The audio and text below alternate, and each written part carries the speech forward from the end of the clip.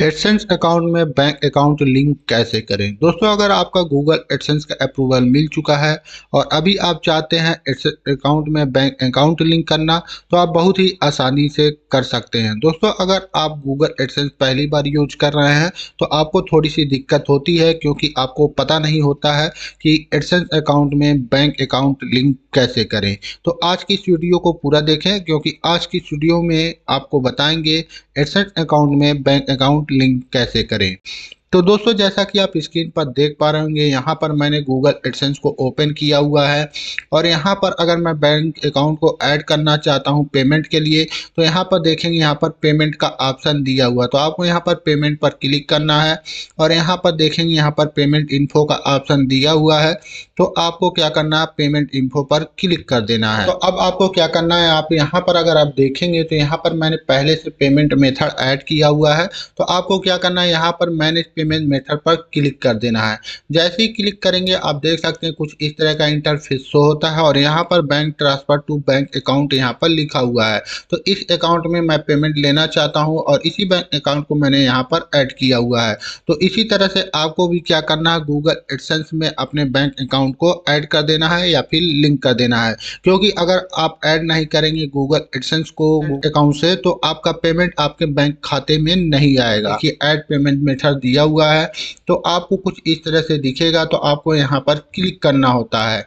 जैसे ही क्लिक करेंगे आपके सामने कुछ इस तरह का इंटरफेस शो होगा और यहाँ पर अगर आप देखेंगे तो यहाँ पर कुछ इंफॉर्मेशन दी हुई है फिलअप करने के लिए। यहाँ पर इनपुट बॉक्स दिया हुआ है, तो आपको इस इनपुट बॉक्स को फिलअप करना होता है। आप यहाँ पर क्या फिलअप करेंगे, तो चलिए आपको बता देते हैं। तो यहाँ पर देखेंगे यहाँ पर बेनिफिशियरी आईडी फिलअप करना होता है।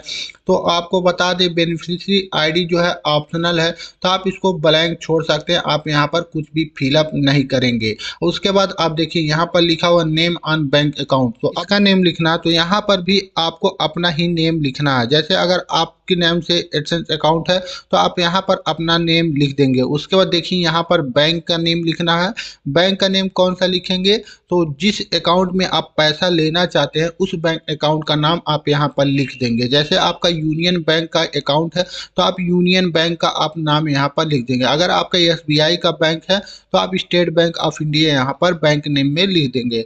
अब जो अकाउंट नेम आप यहाँ पर दे रहे हैं उसी बैंक का आपको यहाँ पर आईएफएससी कोड लिखना होता है। तो आईएफएससी कोड आपको कहाँ से मिलेगा, तो आप अपनी बैंक की पासबुक चेक करेंगे तो वहाँ पर आपको आईएफएससी कोड मिल जाता है।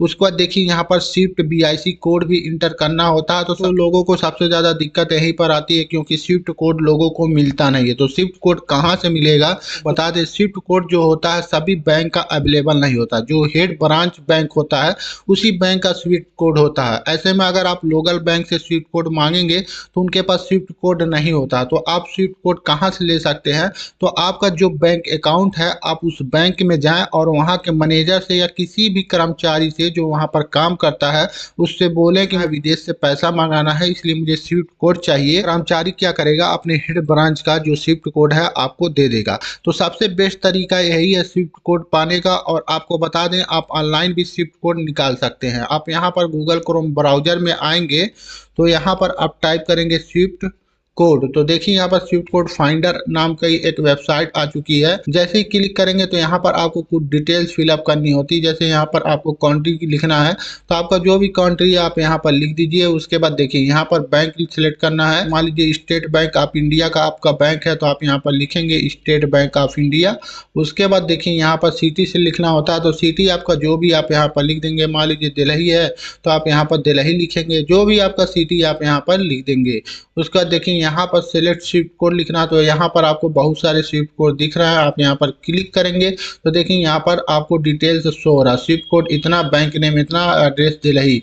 तो देखिए दोस्तों यहाँ पर आप स्विफ्ट कोड तो प्राप्त कर लेंगे, लेकिन आप कंफर्मेशन नहीं कर पाएंगे कि किस बैंक का ये स्विफ्ट कोड है। तो ऐसे में आप क्या करेंगे, आप अपने बैंक में जाएं, किसी भी कर्मचारी से बोलें कि मुझे स्विफ्ट कोड चाहिए, तो वो अपने हेड ब्रांच का स्विफ्ट कोड आपको दे देगा। उसके बाद अब आपको यहाँ पर स्विफ्ट कोड इंटर कर देना है।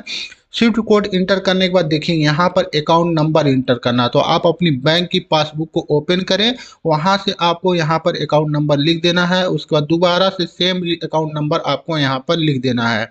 उसका देखिए यहाँ पर अगर आप देखेंगे तो यहाँ पर लिखा हुआ है इंटरमेडियरी बैंक, तो अब आपको यहाँ पर कुछ भी नहीं करना है, इसको ऐसे ही छोड़ देना है। यहाँ पर लिखा हुआ set as primary payment method, तो आपको इसको टिक मार्क कर देना है और टिक मार्क करके आपको सेव कर देना है। सेव कर देंगे तो आपका जो एडसेंस अकाउंट है आपके बैंक अकाउंट से लिंक हो जाएगा।